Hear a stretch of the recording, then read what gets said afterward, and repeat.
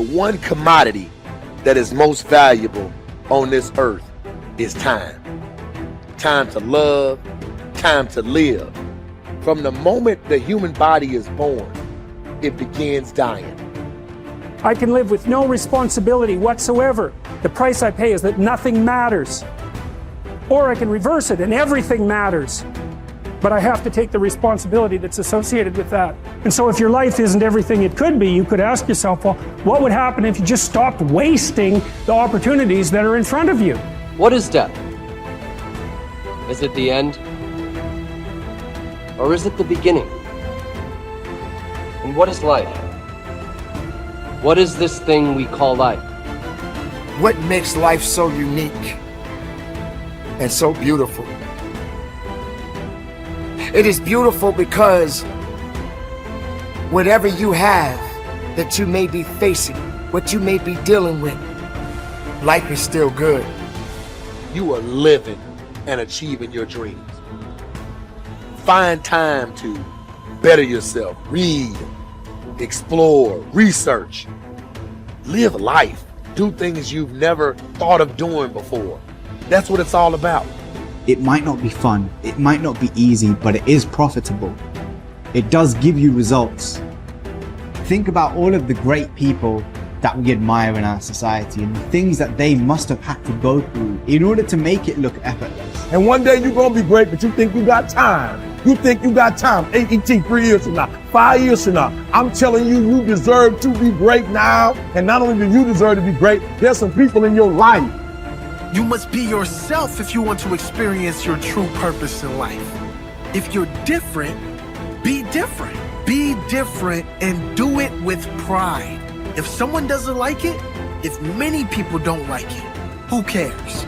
Your life would feel better and richer if you had a goal, you chased that goal, you accomplished some things, and you would get this boost of confidence, you'd get this boost of self-esteem, like whatever it is that you're going to do. Learn from what you've just done, move forward. Learn from what you've just done, move forward. Repeat, repeat, repeat, all the way forward until one day you're going to get to the end of that tunnel and you're going to see the light.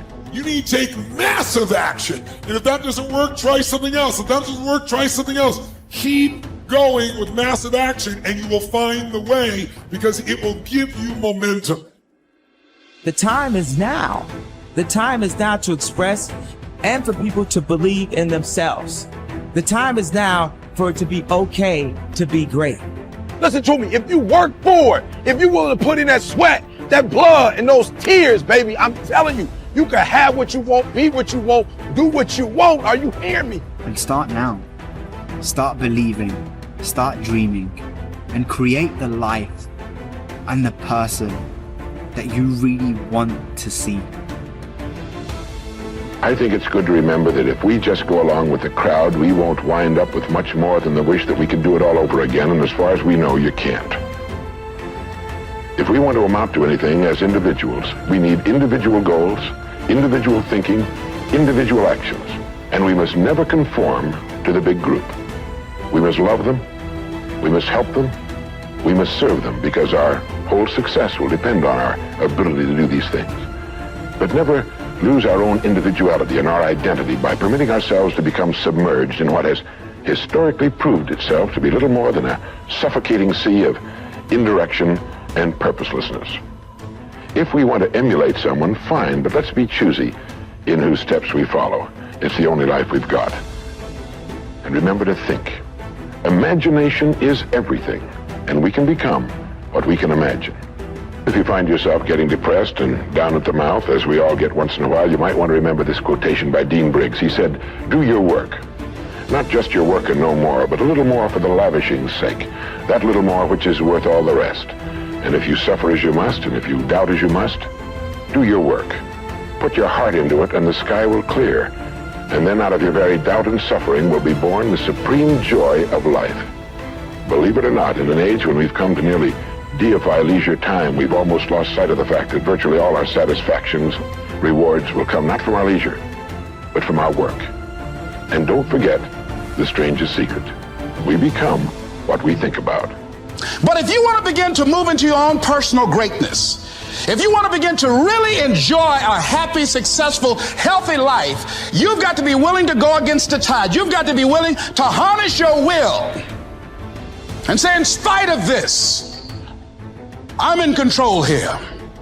I'm not going to let this get me down. I'm not going to let this destroy me. I'm coming back, and I'll be stronger and better because of it. You have got to make a declaration that this is what you stand for. You're standing up for your dreams. You're standing up for peace of mind. You're standing up for health. You want it, and you're going to go all out to have it. It's not going to be easy. When you want to change, it's not easy. If it were in fact easy, everybody would do it. But if you're serious, you'll go all out. So yes, I'm going to turn this situation around. I'm not going to sit back and moan and cry over what happened and what went wrong and who did what. I'm going to do something about this situation. The way to transform yourself is through your work. Now, I know this runs counter to our prevailing cultural prejudices.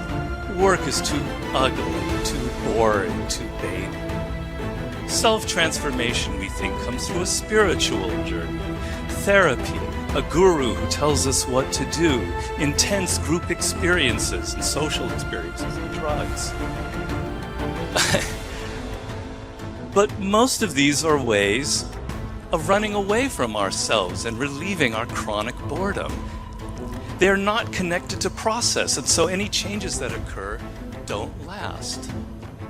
Instead, through our work, we can actually connect to who we are instead of running away.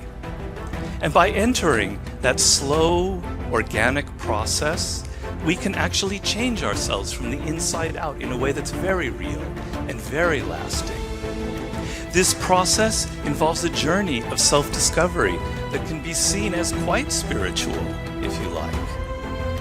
And in the end of this process, we contribute something unique and meaningful to our culture through our work, which is hardly ugly, boring, or vain. This intense focus on one goal is not easy, but it is all important.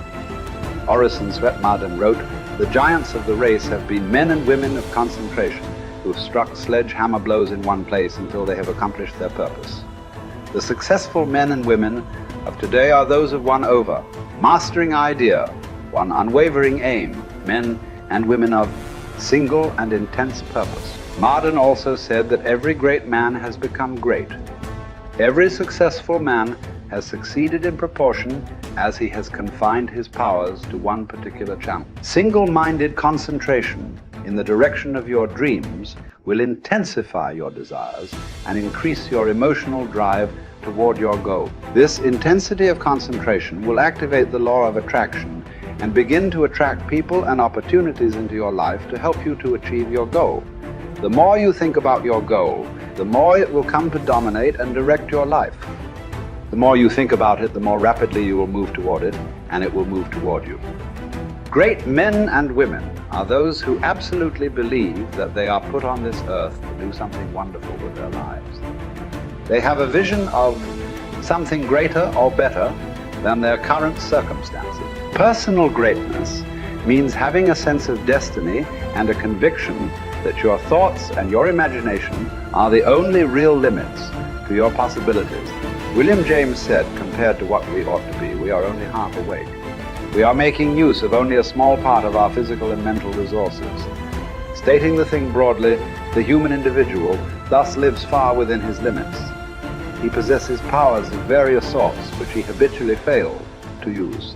The founder of Success magazine, Orison Swett Marden, once said, "There are powers inside of you, which if you could discover and use, would make of you everything you ever dreamed or imagined you could become." In a 5-year study of leaders reported on in his book, Leaders, Warren Bennis discovered that each of them consciously avoided the comfort zone by continuously setting higher goals. They never allowed themselves to become complacent. They lived their lives fully extended, always striving to be and do more. To develop unshakable self-confidence, you need to see yourself and think of yourself as a leader, and to do what leaders do. You need to stretch yourself toward the outermost boundaries of your potential. You need to set goals that draw out of you the very best that is in you. You need to work toward objectives that cause you to feel a sense of mastery and peak performance.